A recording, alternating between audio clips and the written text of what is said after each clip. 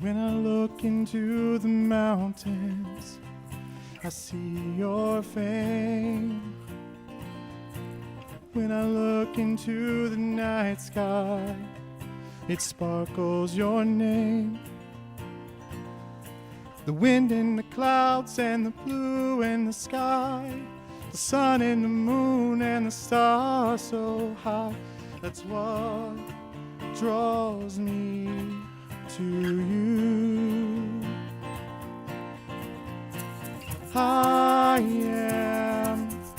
I'm captivated by you. In all that you do, I'm captivated.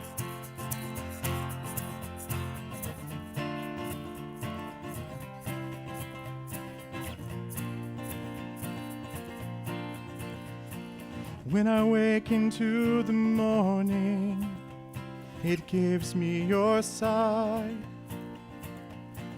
When I look across the ocean, it echoes your mind. The sand on the shore and the waves in the sea, the air in my lungs and the way you made me, that's what draws me to you.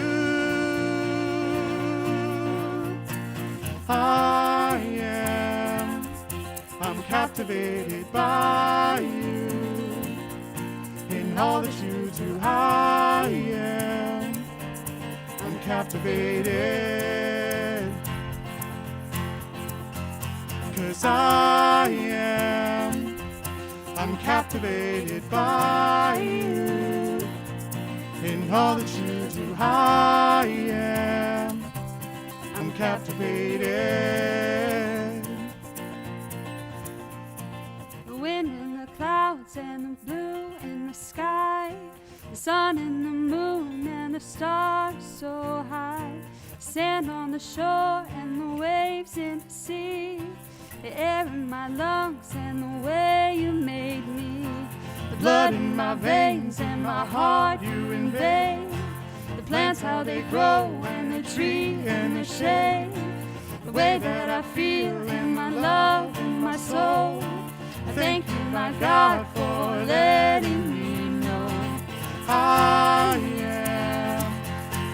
captivated by you. In all that you do, I'm captivated. 'Cause I'm captivated by you. I'm captivated by you. In all that you do, I'm captivated.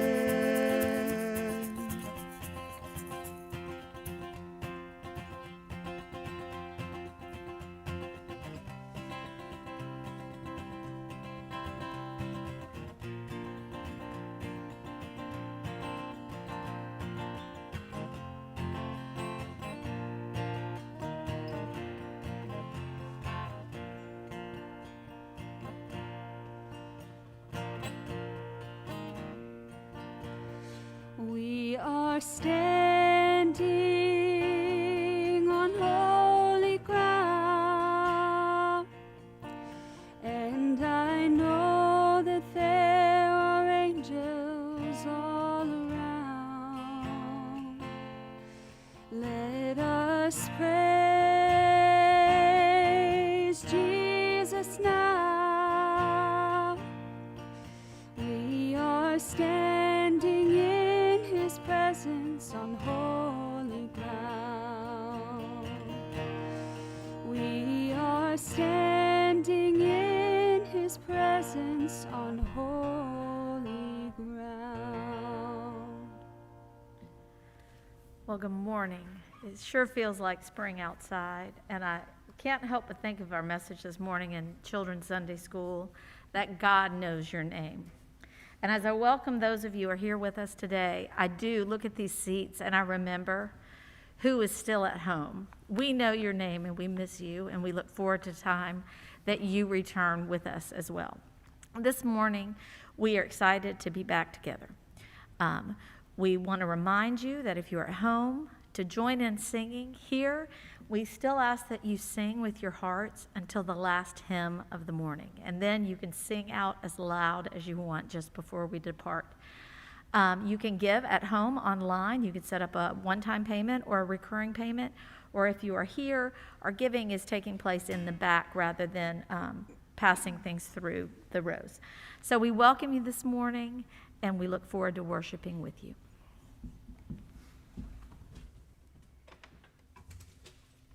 As we continue in worship, I invite you to stand as we join together in our responsive call to worship. The words there are in your worship guide, or they'll appear on the screen for you. And just to note that the direction that exists in the first line of the call to worship this morning is figurative and not literal. Come and take off your shoes. Come and love your neighbor and do good to all around you. Come and respect the world. Love all that God has given us. Please be seated. I invite you to receive this Lenten reading this morning. The silver coins are a symbol of the price for which Judas Iscariot betrayed Jesus, according to an account in the Gospel of Matthew. The image of the silver coins is used to refer to people selling out, compromising a trust, friendship, or loyalty for personal gain. Before the Last Supper, Judas is said to have gone to the chief priests and agreed to hand over Jesus in exchange for 30 silver coins, and to have returned the money afterwards, filled with remorse. This is a double-edged symbol, recalling Peter's betrayal of Jesus, as the Lord had predicted before the rooster crows. From Matthew 26. On the way, Jesus told them, "Tonight all of you will desert me, for the scriptures say God will strike the shepherd, and the sheep of the flock will be scattered. But after I have been raised from the dead, I will go ahead of you to Galilee and meet you there." Peter declared, "Even if everyone else deserts you, I will never desert you." Jesus replied, "I tell you the truth, Peter. This very night, before the rooster crows, you will deny me 3 times. You will deny that you even know me." "No," Peter insisted, "even if I have to die with you, I will never deny you." And all the other disciples vowed the same. The crowing rooster also marks the dawn of a new day. It is also a symbol of the resurrection. Let's pray. God, we praise you for this season of Lent, a season that reverts our focus from the things that distract us and reminds us of the sacrifice of Jesus. These silver coins accent the betrayal of Judas, and as we focus on this betrayal, we ask for strength, not just during this season, but beyond these 40 days of Lent. Allow our focus to stay centered on you, and clear our minds of our selfishness and the things that we place above you. In Christ's name, amen. I want to give you a quick update on what Easter Sunday will look like this year. If I'm doing my math right, that's 3 Sundays from today. We will be worshiping here in the sanctuary and online virtually, as we have been for a while. Some of you who have not joined us yet in person might be considering joining us again. And as you do, as every Sunday, we invite you to take a look at our website to pay attention to the ways that we are trying to stay safe so that you can be prepared when you come. But we have something special that we are going to offer this Easter Sunday. During the Sunday school hour and a little bit before, we will have our Easter cross outside on the church grounds, just outside of the sanctuary, where we invite you to come a little bit early, take 5 or 10 or 15 minutes of your own to reflect and flower the cross. There will be prompts out there for you, and you can come, just to be clear, before Sunday school if you're here in person. Take a few minutes as you're coming in. We hope this might be a time for you to reflect on your own, distanced from one another, but as a community together. There'll be prompts out there for you to pray through, places to sit, places to reflect in quiet, and we hope it might be meaningful as you enter this Easter season when we celebrate resurrection and new life, as we desperately, I think, desire to do right now in this time. So look for more information, but we hope you'll join us on Easter Sunday.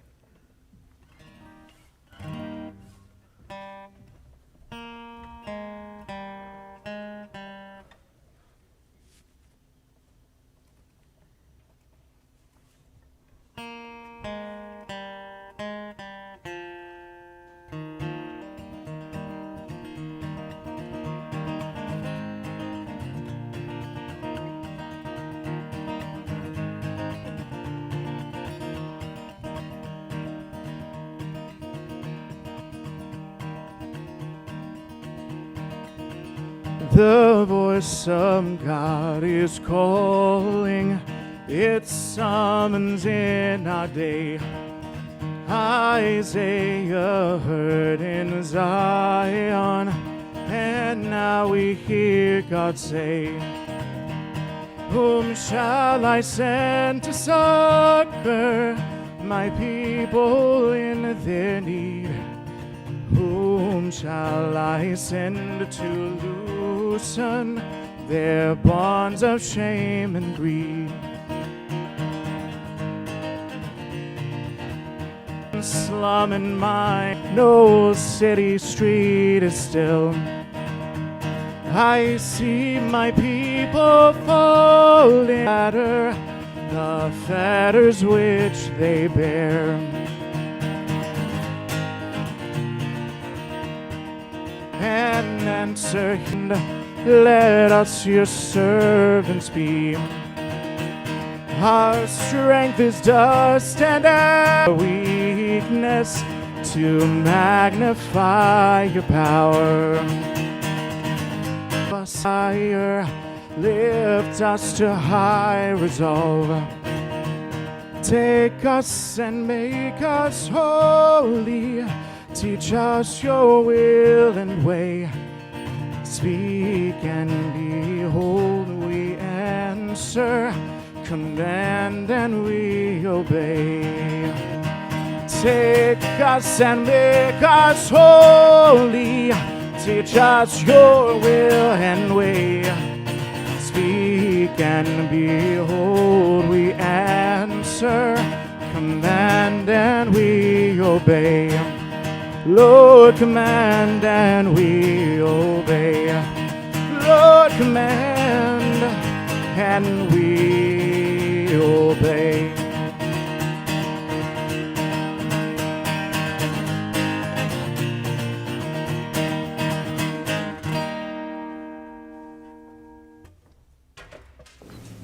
Thank you, Justin. Well, it has been a year that we've been in this process together as a faith community. It was a year ago today that Eric and I sat in the office and tried to put into words why we couldn't meet for worship the next day, and we didn't know how many weeks it would be that we would be going about this process, but we would let you know. And then we came the next day, and not knowing how to do worship live stream and whatnot, we got up here and just sang a song and did a prayer and sent a word of hope to everybody about what was in store for us. There is an individual nature of what has been experienced in this last year. For so many of us, we've had family members and friends who have been affected not only with this virus, but the effects of mental health and job loss, so many different things. And then there's the collective totality of it all, the thought that just in the United States alone, over 500,000 people have lost their lives. And so it's hard for us to put that into perspective. It's hard for us to wrap our minds around it, not only individually, but collectively as a faith community. As Deb was noting before, we recognize those that are here in person, but so many of our folks are still at home and will be at home for a while. And so to try to wrap our minds around it, I thought the best thing this morning was to spend some time in prayer together. Some time of silence, some time of intentional prayer before we dive into our scripture this morning. So pray with me.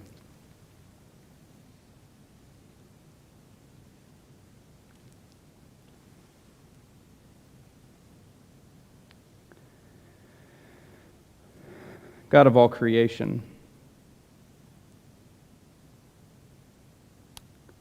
we come to you this morning recognizing that a year has passed in which we all were sent home from work, from school, from the normalcy of our day-to-day living. We recognize that it would be impossible to put into words the many things that we have felt, that we've experienced, the loss and frustration, the divisiveness by which that this pandemic has split us apart, as if a global disease falls along political party lines.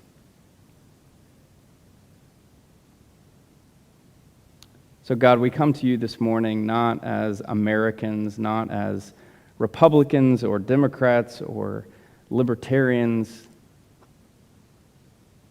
We come to you as your children.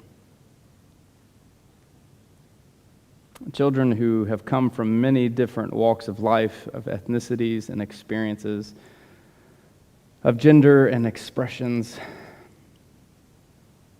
We come to you with holes in our heart and our soul at the loss that has come from such a tragic and awful situation. God, there's so many questions about what next looks like and the anxiety of all of it. Sure, to understand that humanity has been here before.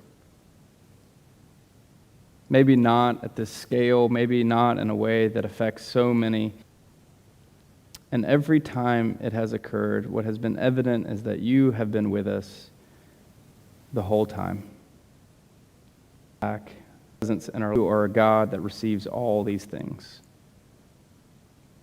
both our adoration and our frustration, both our anger and our joy.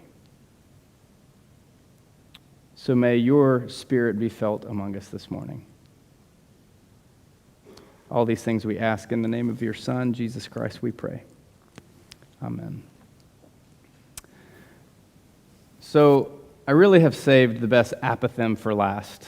Before I get to it, today we are wrapping up our apothem series, 8 short sayings that will change everything. We've been looking at the power of phrases such as yes, help, no, thank you, I see in you and hear.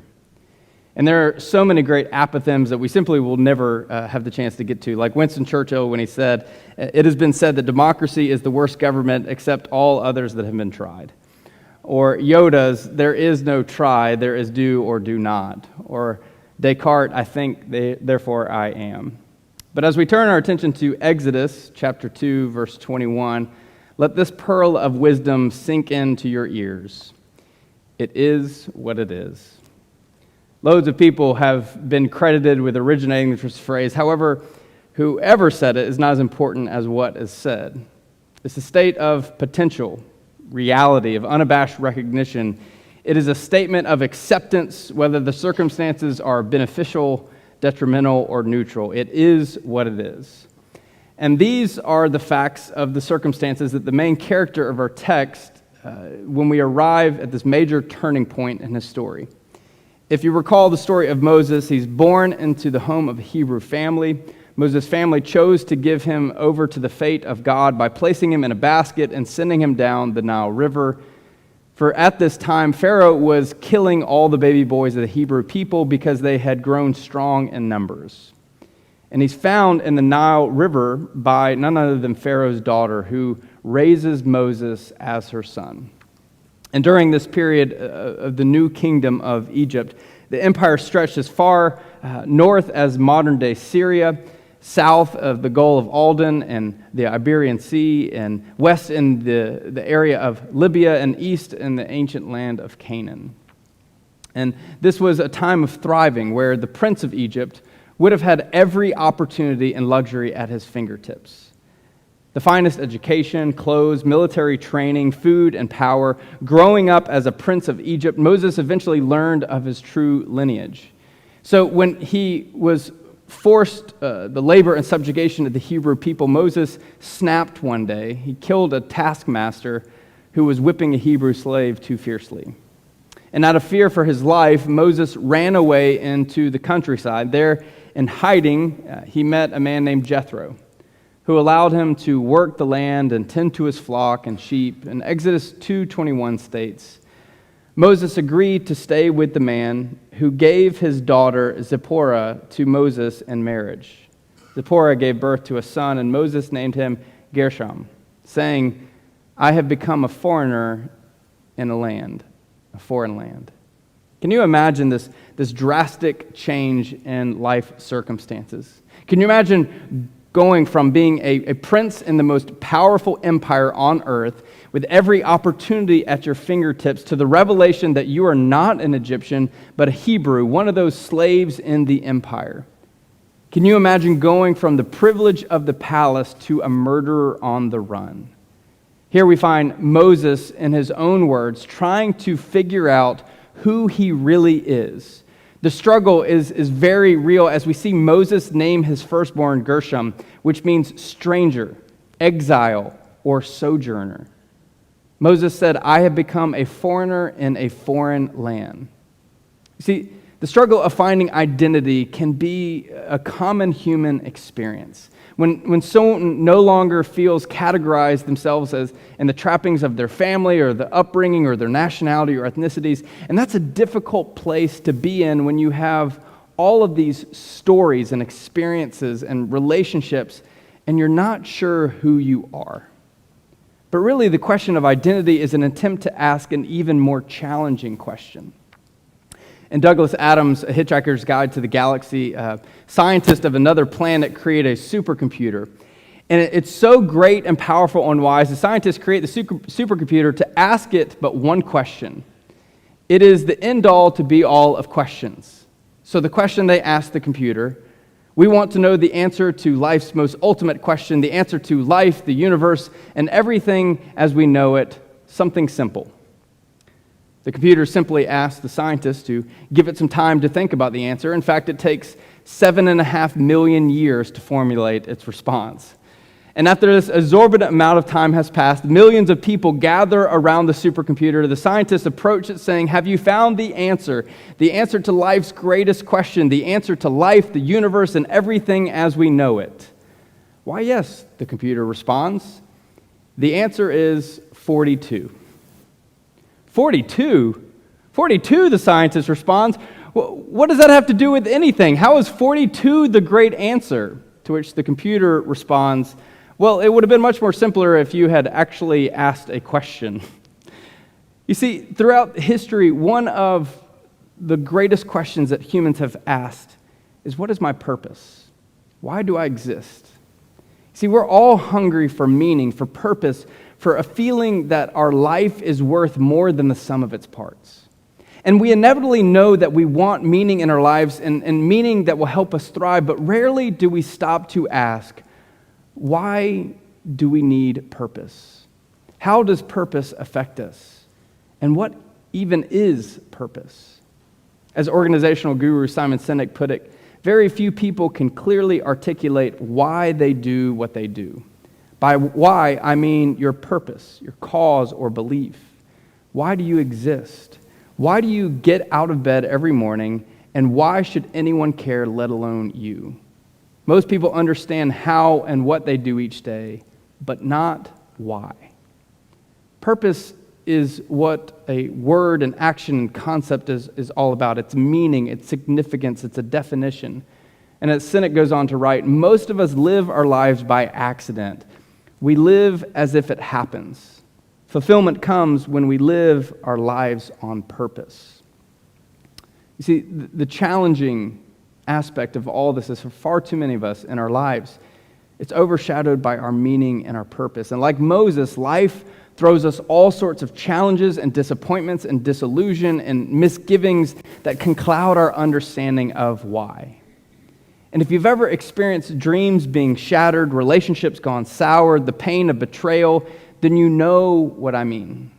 Not getting that job that you wanted so badly, or getting fired from the job that you love, or divorce or separation in marriage, or being victimized or suffering trauma clouds our mind. Making bad choices, feeling a string of consequences fogs our future. The death of a loved one, a bad diagnosis, a sustainable, significant physical setback creates confusion in our life. And the question of why moves back in our minds to give way to the overpowering question of how, when, and what. And as we look back at Exodus chapter 3, verse 4, we learn that Moses' absence from Egypt, a new Pharaoh rose up and placed even harsher mandates on the Hebrew people, and the people were in anguish. One day, Moses was out tending his flocks when he came across an unusual sight, a burning bush. And Moses, being the curious fellow that he was, he decided to take a closer look. And that step towards that burning bush changed his life forever. Exodus 3:4 reads, "When the Lord saw that he had gone over to look, God called to him from within the bush, 'Moses, Moses.' And Moses said, 'Here I am.' 'Do not come any closer,' God said. 'Take off your sandals, for the place you are standing is holy ground.' Then he said, 'I am God of your father, the God of Abraham, the God of Isaac, the God of Jacob.' And at this, Moses hid his face because he was afraid to look at God." You know, when you look at this story with fresh eyes, then you can only see the absurdity of this moment. Not only is this bush on fire and not burning up, but then the bush speaks Moses' name. And I love how Moses takes this in stride by responding as if it was normal to talk to a bush. And the story continues in verse 7. "The Lord said, 'I have indeed seen the misery of my people in Egypt. I've heard them crying out because of their slave drivers, and I am concerned about their suffering. So I have come down to rescue them from the hand of the Egyptians and to bring them up out of the land into a good and spacious land, a land flowing with milk and honey, the home of the Canaanites, the Hittites, the Amorites, the Perizzites, the Hivites, and the Jebusites. And now the cry of the Israelites has reached me, and I have seen the way that the Egyptians are oppressing them. So now go, I am sending you to Pharaoh to bring my people, the Israelites, out of Egypt.' But Moses said to God, 'Who am I that I should go to Pharaoh and bring the Israelites out of Egypt?'" You can imagine that Moses is cruising along in agreement with God as God goes through the list of problems in Egypt and how the Hebrew people are suffering. But then God states that I am sending you to take care of this. And that's when Moses throws on the brakes. Moses had legit reasons to be insecure, and you can just hear his thought process. Let's get a couple things straight, God. I'm a shepherd now. No longer a prince in Egypt. I am a fugitive in Egypt, a criminal and a threat to the throne. I am a Hebrew, one of the people that are being subjugated. I haven't forgotten already that the Egyptian Pharaoh is the most powerful ruler in the most powerful kingdom on earth. You know I've got speech issues, my stutter, my stammer, and let's not forget that I'm talking to a burning bush. See, Moses' response to God is legitimate. I'm not good enough. I don't have all the answers. I can't talk in front of others, let alone in the court of Pharaoh. I'm not just qualified for this, so I'd like to stay here where it's safe and I'm unknown. See, Moses had legit reasons to be insecure. But will Moses' insecurity keep him from doing something extraordinary? The exchange between Moses and God goes this in verse 12. And God said, I will be with you, and this will be the sign to you that I am the one who sent you. When you have brought the people out of Egypt, you will worship God on this mountain. And Moses said to God, suppose I go to the Israelites and say to them, the God of your fathers has sent me to you, and they ask me, what is his name? Then what shall I tell them? And God said to Moses, I am who I am. This is what you are to say to the Israelites. I am has sent me to you. What a fascinating response from God. I am who I am. God says God's name here, Yahweh, which means apparently is a derivative of the Hebrew word to be, or means something like I am what I am, or I will be what I will be. God is proclaiming that God's very existence is existence. There is no existence outside of God. God, it conveys a cosmic and existential power, is compelling and empowering and sending Moses out of this obscure desert and into the Egyptian empire. But God is doing much more than this. By identifying who God is, in turn, God is giving Moses identity and purpose. I am your creator. You are my created. See, while Moses is wallowing in his obscurity, God comes to him in the most fantastical of ways to give him identity and purpose. God was inviting him, not out of obscurity, as if living in this quaint shepherd community of living in simplicity didn't have a meaning or purpose. Not so. For one of the greatest purposes of why we exist is to live in community with others, to care for God's creation, and to enjoy life. And God's message to Moses is a message that we need to hear in our lives. You are created, you are loved. And all the expressions of human religiosity and philosophical thought, we are striving for great wisdom and experiencing transcendence, and yet, here is our Creator giving us purpose amid our obscurity. This could quite possibly be God's greatest gift to our feeble existence. So consider why God's purpose for us matters so much. As one psychologist put it, we're not sure exactly where meaning comes from. It is inherent, or if it is real at all.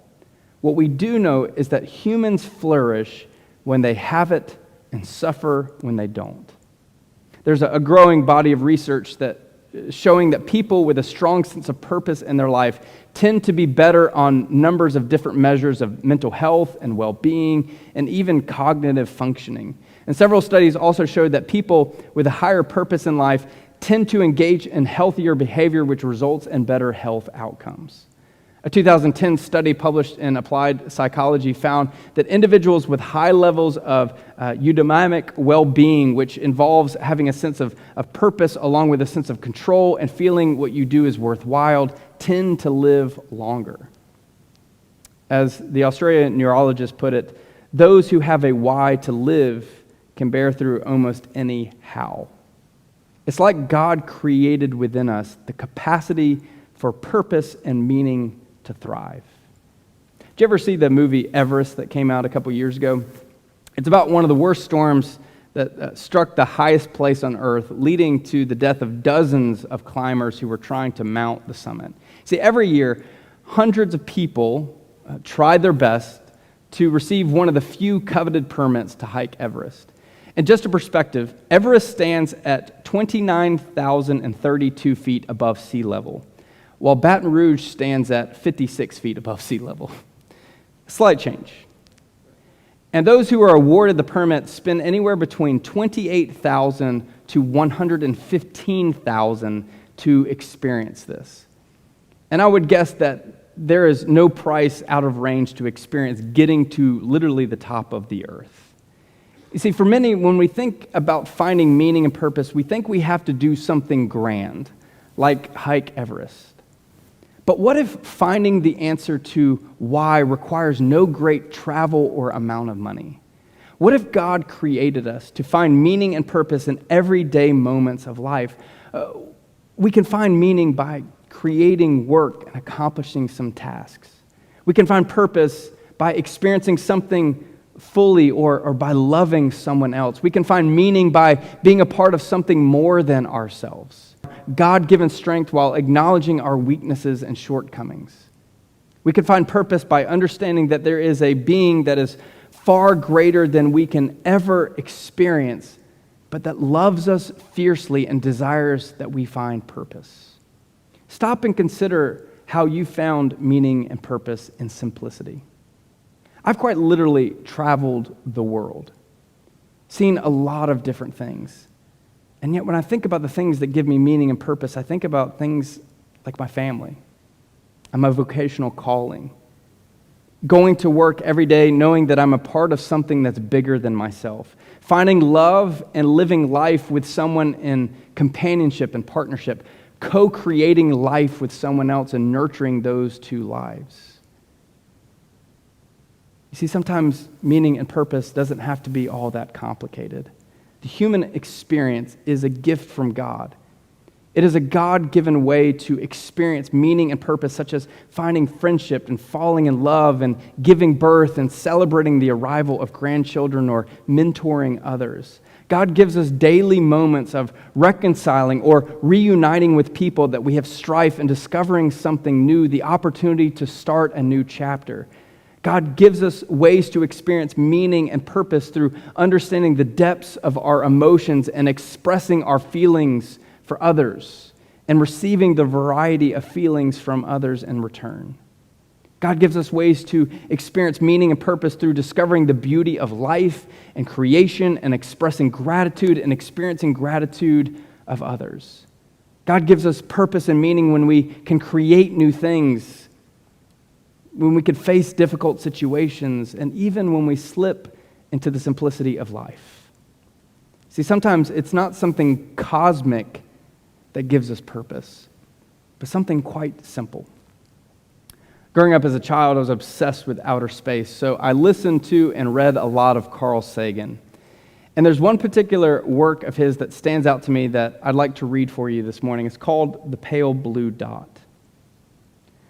Look again at that dot. That's here. That's home. That's us. On it is everyone you love, everyone you know, everyone you've ever heard of, every human being who ever was and lived out their lives. The aggregate of our joy and suffering, thousands of confident religions, ideologies, and economic doctrines, every hunter and forager, every hero and coward, every creator and destroyer of civilization, every king and peasant, every young couple in love, every mother and father, hopeful child, inventor and explorer, every teacher of morals, every corrupt politician, every superstar, every supreme leader, every saint and sinner in the history of our species lived there, on the mote of a dust suspended in a sunbeam. The earth is a very small stage in the vast cosmic arena. Think of the rivers of blood spilled by all the generals and emperors so that in the glory and triumph they could become momentarily masters of a fraction of a dot. Think of the endless cruelties visited by the inhabitants of one corner of this pixel, of the scarcity of distinguishable inhabitants of something of another corner. How frequent their misunderstandings, how eager they are to kill one another, how fervent their hatreds. Our posturings, our imagined self-importance, the delusions that we have of some privileges positioned in the universe are challenged by this point of pale light. Our planet is a lonely speck of great enveloping cosmic darkness. There is perhaps no greater demonstration of the folly of human conceit than this distant image of our tiny world. To me, it underscores our responsibility to deal more kindly with one another and to preserve and to cherish the pale blue dot, the only home we've ever known. So as we turn to the cosmic nature of our existence on a cosmic scale, may we remember that a cosmic God spoke us into existence, not as some pointless fleck of stardust in an endless void of space, but as living, breathing creatures with meaning and purpose. Or as 1 John put it, God is love. Whoever lives in love lives in God and God in them. There is no fear in love, but perfect love drives out all fear because fear has to do with punishment. The one who fears is not made perfect in love. Of all the great mysteries of life, of our galaxy, of the existence and essence is the power of love. Love that gives us life, love that gives us meaning, love that gives us purpose. The love of God reminds us of why, beckoning forward in faith. So will we respond in faith this morning? Let's enter into a time of reflection and response.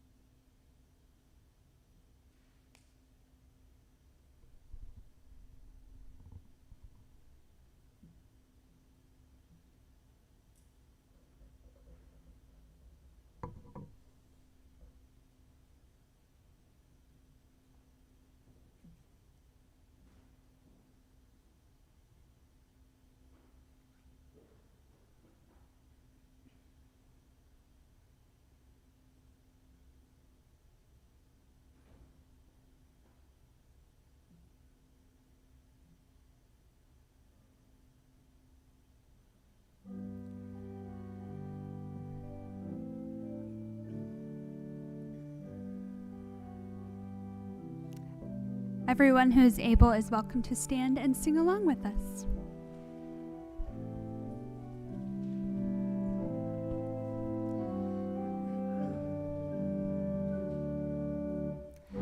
I, the Lord, have sea and sky. I have heard my people cry, all who dwell in dark and sin. My hand will save. I who made the stars of night, I will make their darkness bright. Who will bear my light to them? Whom shall I send? Here I am, Lord. Is it I, Lord? I have heard you right. Lead me. I will hold your people in my heart.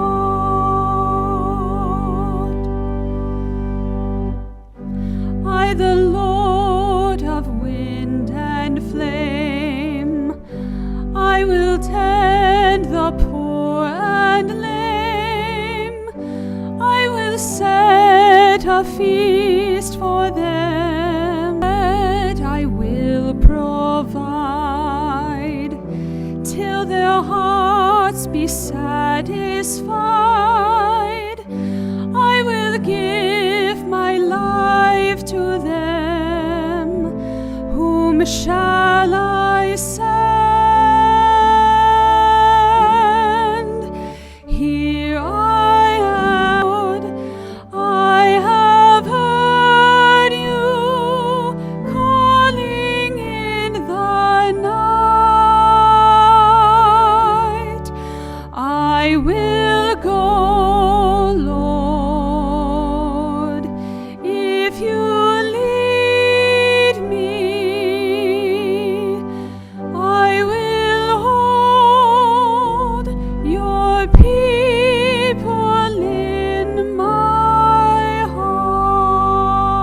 He is at Louisiana Tech right now, hopefully celebrating safely with his family. We have wrapped up our Apathem series, and next week we'll start a new series, whether here in person or online. We are starting next Sunday in our spiritual formation and Sunday school class, a very important weekly conversation as we look at what next holds. It's an initiative around our Together After conversation. As we are starting the process, our church leadership, our governing board, and pastoral staff are asking that question as each of our spiritual formation and Sunday school classes engage in one question that we are posing to you each week. And we hope that your class or group will take the time, about 5 minutes each week, to have a conversation based on that question. Our spring gathering is just 2 weeks away. It's always an amazing annual event we have out on the front lawn. This will be from 3 to 4 o'clock. I'm seeing in here that we have actually a misprint in our worship guide. It should be from 3 to 4 o'clock on the 28th. We're going to have a meadow ride, which is, a spring version of a hay ride, a bunny hop, which is a Easter version of trunk or treat. We'll have Easter games and a photo booth area. And so we hope that you will participate in that. It's created in such a way where we can do it safely together outside. Instead of everybody just kind of doing their own thing, it's created to be a cycled experience. So you start in one place, go through a series of activities, and you can repeat that cycle as many times as you like. It's for both children and adults that act like children. So we hope you'll participate. We also need volunteers to help make that happen. And so if you're able to lend your vehicle as part of the bunny hop, the trunk or treat type experience, if you're able to volunteer to help run some of those games, we really need folks to start signing up for that. And so you can go to the church website, click on the blog about the spring gathering and sign up there. Or if you don't do the whole internet thing, you can call the office and we can sign you up for a specific thing.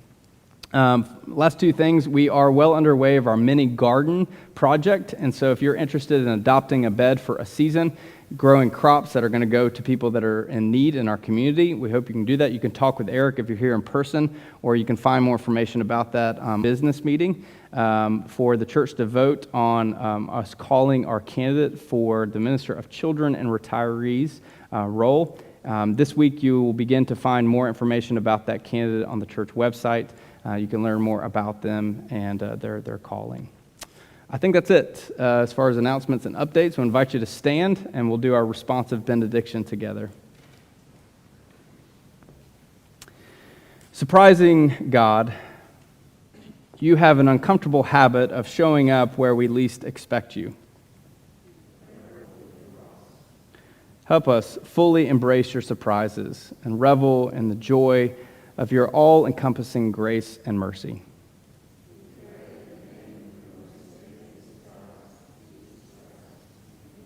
Go now in peace.